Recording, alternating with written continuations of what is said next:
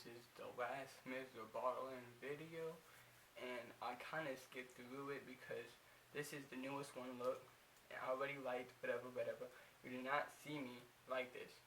I already liked it because the one I was talking about that got corrupted, whoop-de-whoop, and the story is that it got corrupted, like I said, so shut the fuck up. And I did not watch this. I watched the other one, the 10 and 20 seconds, the 10 minutes and 20 seconds. I already watched it. You know what I'm saying? And yes, you will hear spikes in my video. Can't help it. My mic, whoop-de-whoop, don't care, can't do nothing. So let's just hop into this video right now.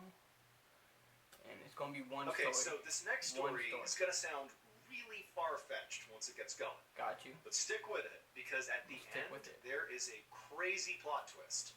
Like, this is one of the better stories we found in some time, so stick around till the end. I'm telling you right now, the Red Ghost, I already watched the second one. I can't help it. I did, and I'm not faking my reactions for you guys. On a spring afternoon in 1883, a young woman named Sarah tidied up her farmhouse in a tiny settlement called Eagle Creek in Arizona. While Sarah cleaned, her sister Elizabeth took a bucket outside to get water from their outdoor spring. So Sarah and Elizabeth actually lived together in this farmhouse along with their respective families. The American West at this time was sparsely populated, dangerous, so it was not uncommon for families to kind of band together like that. Turn off your mother effing lights. Watch at night. Turn off your lights. Watch at night. You feel me? Their husbands herded the sheep and worked the land, while Sarah and Elizabeth looked after the house and also took care of their collective 4 kids. And so on this day, as Elizabeth was out getting water, Sarah continued to tidy up the house with one eye on the kids, making sure they were okay, when all of a sudden, the family's dogs who were leashed up outside began barking really aggressively. Now, for Sarah, this was really alarming, because the dogs typically were pretty docile and didn't make a lot of noise. So clearly, something was going on outside. And so Sarah told the kids to stay inside, and she quickly... Please, God, have a gun. Please, God, have a gun. These females in this generation be not having guns. What's... any generation. They don't have guns. They acting like shit is sweet. It's not sweet. You will die. You will get kidnapped. You will get... you know, AK. I'm not gonna say his name, but you know what I'm talking about. A YouTuber. You will get...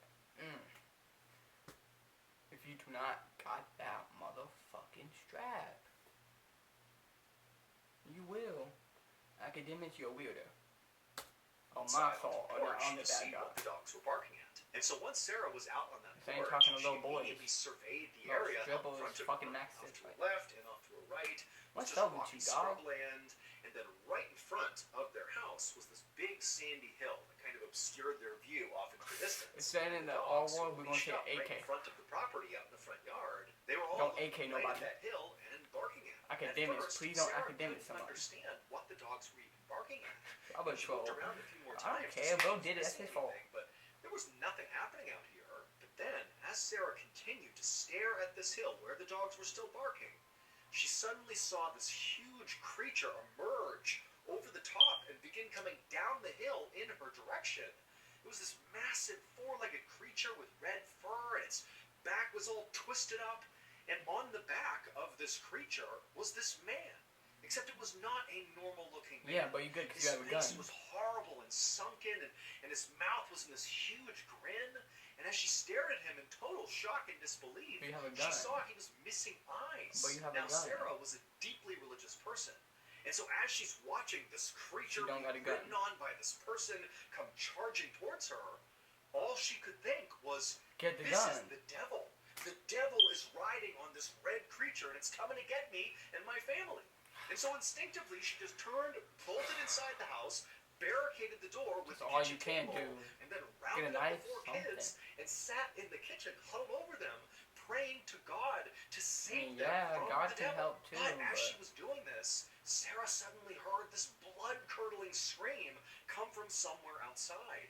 And she knew it sounded way too human of a scream to be coming from the devil or the creature it was riding on. And then she remembered her sister was out there getting water. That scream almost certainly came from her sister. But Sarah was so scared, she... Hell no, bro. What the fuck? I don't care what you talking about right now, Mr. Barlow. No offense, gang. Bro, if my sister is screaming outside a bit, I'm... with a knife, something. I'm getting something, bitch, a broomstick. I'm getting something. Move, and she had these 4 kids to look after, and so instead of going out to try to save her sister, she just held the kids closer and continued to pray, hoping her sister would survive. Hour? You may think that No offense, they that's can't stop watching crazy, the TV. gang. That is crazy. What the hell? This is you guys. You gotta stop. Yeah, stop watching. Yeah. You know what I'm saying? Get married or some shit. You feel me? Hours later, Weirdos. Sarah was still inside the barricaded house, clutching the children, praying, and her sister Stop Elizabeth watching the had not made P-Hub. another sound. And she had not come back to the house. So she's been gone for hours at this point. And Sarah feels horrible. All she wants to do is go out there and find her sister, but she just feels like she can't leave her kids, and she knows the devil is out there, so she can't go out there. But just then, she hears footsteps out on the porch, and then she hears the sound of the doorknob turning, and then bumping up against the barricade. And Sarah immediately thinks, it's the devil. The devil's come back. And so she screams, and the kids are screaming. But then, on the other side of the door, Sarah hears the sound of 2 familiar voices. It was the sound of her and Elizabeth's husbands. They had come back from herding the sheep, and they're calling into her like, hey, what's going on here? Let us in. And so this huge wave of relief came over Sarah. She rushed to the door, she got rid of the barricade, flung it open, and immediately began sobbing and telling these men about what had happened. About the devil, about hearing that scream, which she believed was Elizabeth, and oh, by the way, Elizabeth is still not back yet, no idea what happened to her. And so the 2 husbands are immediately so concerned. They have no idea about the validity of the story, but Elizabeth is gone. They have to go find her. And so the 2 men, they grab their guns, lanterns, and they head off towards the... So they had guns. Wow. ...for spring to hopefully find Elizabeth. And so the 2 men, they begin making their way down this path towards the spring. And at first, they were walking, kind of keeping their composure. But quickly, as they're calling out for Elizabeth and not getting a response, they just took off running. And as they turned the corner and they finally saw the spring, they also saw Elizabeth. And she was face down on the ground with blood all around her. She was dead. And so as Elizabeth's husband wept over Elizabeth's body, Sarah's husband rode off into town to get the local coroner to come out and investigate to see what happened to Elizabeth. The only thing that seemed fairly obvious about Elizabeth's death, at least to the 2 husbands, was that Elizabeth looked like she had been trampled to death. There were all these hoof prints all around her when they found her.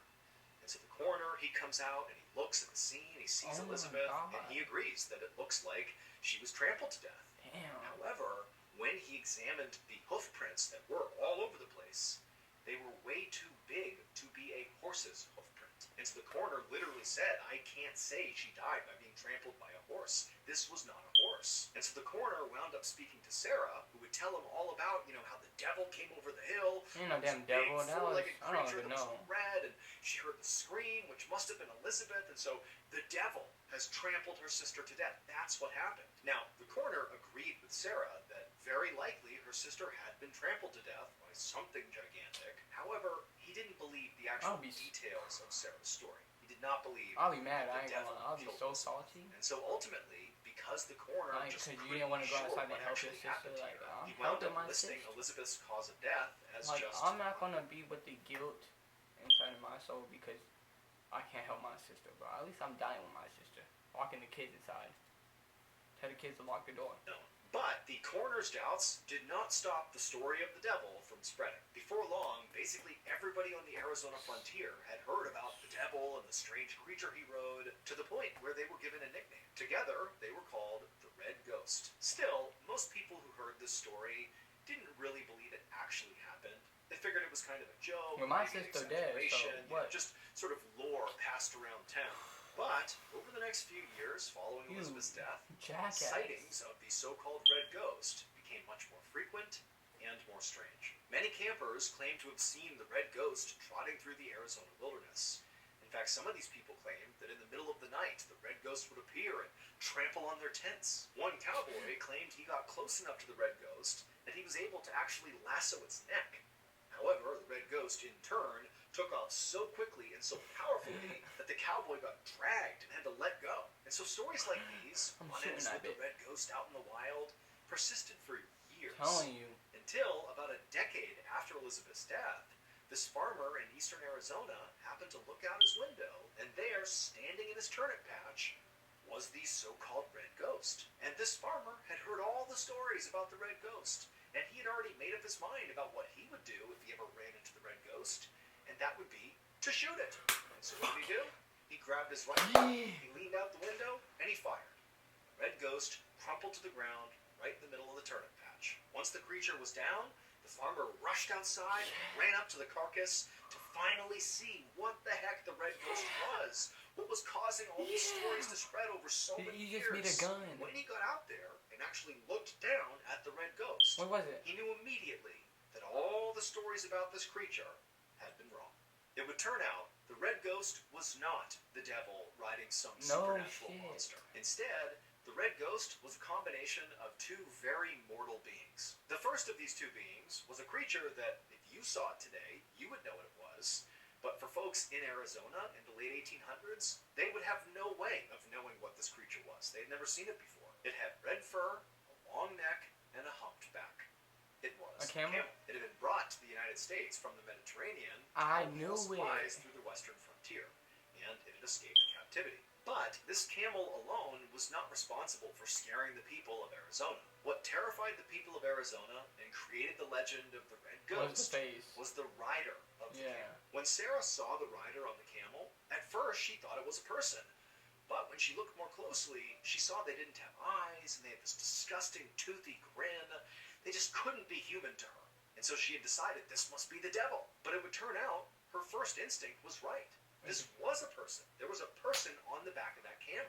The devil on the back of the camel was a man's decomposing corpse. And because he was a decomposing corpse, his flesh and eyes had rotted from his face, making it look like he had no eyes and gave him this huge toothy grin because there was no flesh there. Now, we don't know who this man was or how exactly he died. All we know is at some point he was right. Thank the farmer, bro. Like, what? This camel, this camel escaped. He died and somehow didn't fall off, and his dead body remained in an upright seated position on this camel. And then this camel just roamed around Arizona for years with this corpse on its back, giving the impression that it was the devil riding on a monster. Today, the red ghost remains a local legend in Arizona.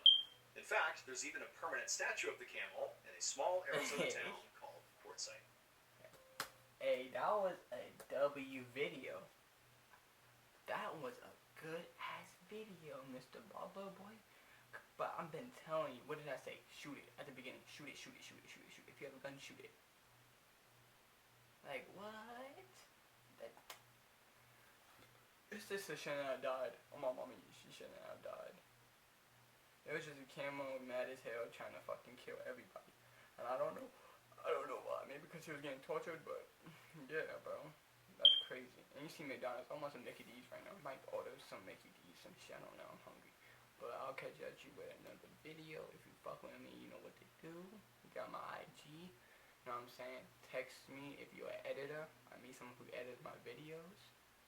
So I can get this sound off of my fucking camera because it's probably gonna be spiky. Okay, I'll catch you with another video. You know, it's your boy BB. Why not? Try to hit.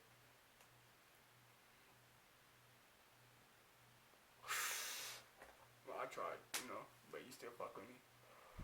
I know you do. And stop reacting to these fake ass fucking videos, bro, that niggas be making. Watch my video if you want to see real videos. Like, what the fuck? But I'm gonna catch you with another video.